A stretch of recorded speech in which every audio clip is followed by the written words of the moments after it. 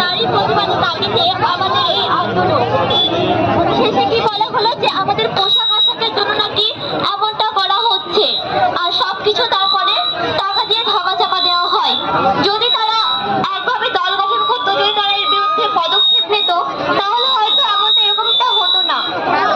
মেয়েটির মা বাবা তো মেয়েটিকে হারিয়ে ফেলেছে, তারা তো কখনো মেয়েটিকে ফিরে পাবে না। যদি এর বিচার হয়, দোষীরা যদি শাস্তি পায়, তাহলে হয়তো পরবর্তীকালে অন্য মেয়ের সাথে এমন ঘটনাটা ঘটবে না। এটাই চাই তার মা বাবা।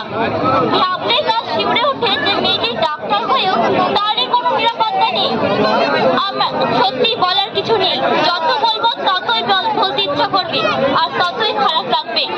এটাই বলতে চাই যে দোষীরা যদি শাস্তি না পায়, তাহলে কোনো মেয়ে আর সুরক্ষিত ফিল করবে না। তারা সবসময় আতঙ্কের